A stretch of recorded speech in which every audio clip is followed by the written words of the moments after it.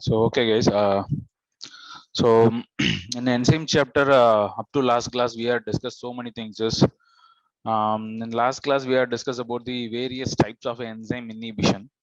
So today in this class we are going to discuss about the remaining things in the chapter. The first one is enzyme specificity. So the enzyme specificity, it's nothing but the enzymes are highly specific in their actions when compared to the chemical catalyst. That means nothing but the each and every enzyme is going to carry out some unique reactions. So that means it's going to specifically it's involved in some kind of reactions. So that is called as enzyme specificity. So the best thing is you just imagine in our body it's having a thousands of thousand enzyme is there. Each individual enzyme is responsible to carry out some unique reaction. It's never going to interrupt, otherwise it's never going to bypass some other enzyme action. That means each and every enzyme it's responsible for catalyze the responsible. That means each and every enzyme is responsible for carry out the some unique reactions. Without those enzymes, none of the enzymes can be replaced those reactions. So that is second point.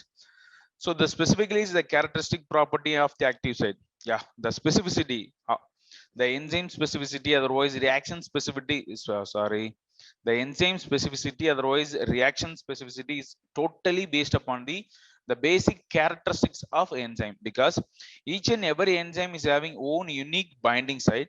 So when the substrate is going to bind to the binding site, that means active site, it's then only is going to catalyze the reaction, then only the substrate is converted into the product.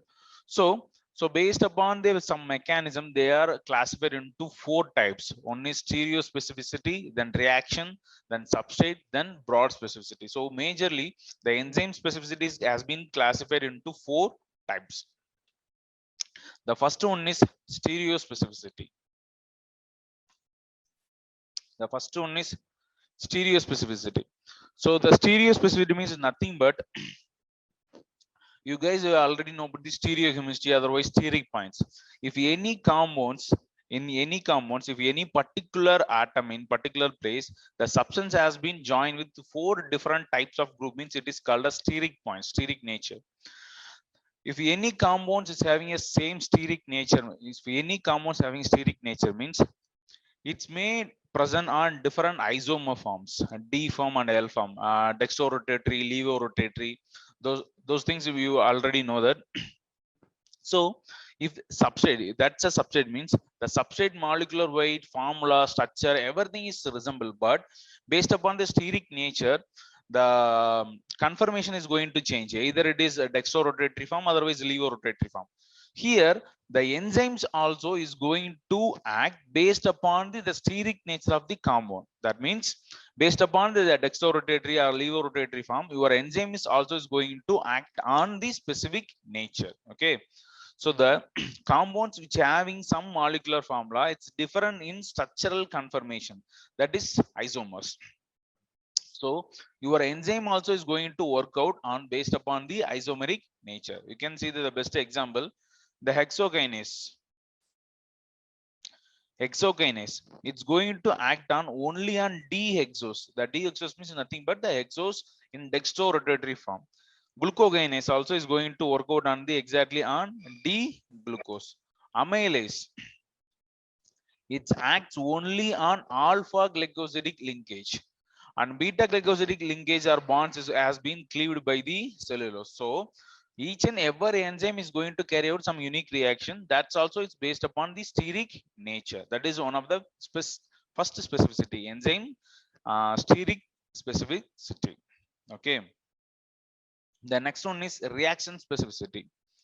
So the reaction specificity is nothing but some substrate. You just imagine one drug molecule, maybe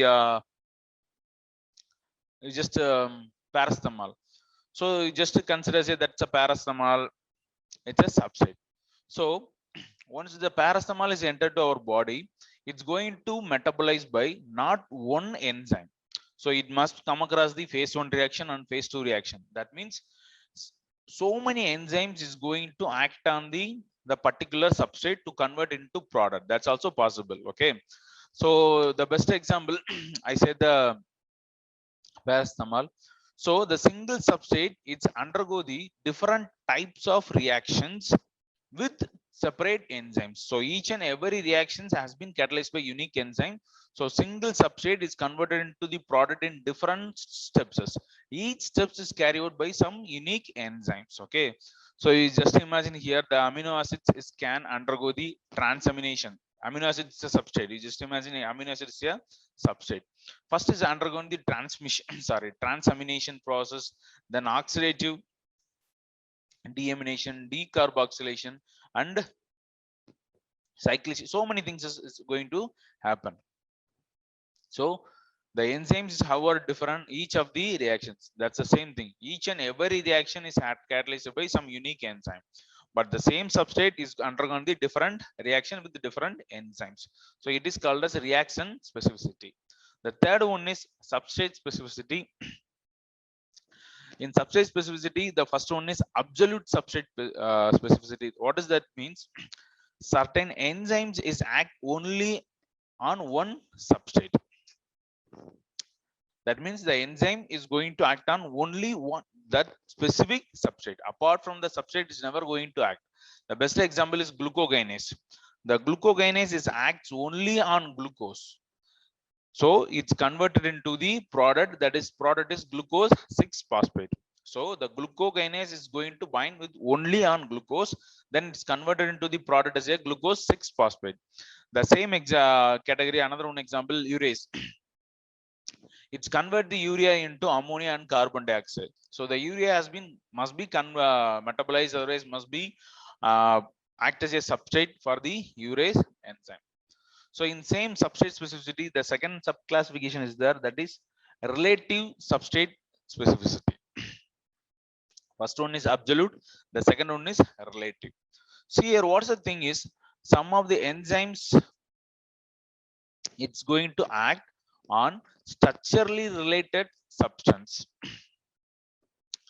So that means based upon the structure nature, your enzyme is going to act. So how it's going to recognize, where it's going to work?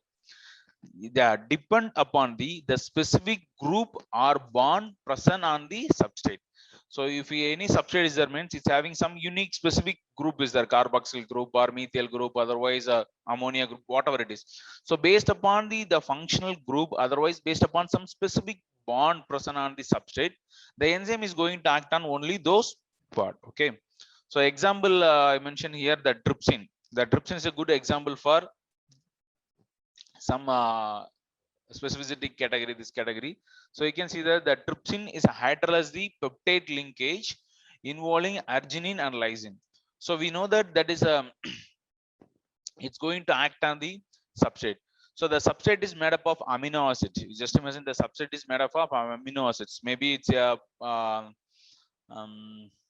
endogenous hormone, neurotransmitter. Means the endogenous hormones also is made up of proteins or polypeptides.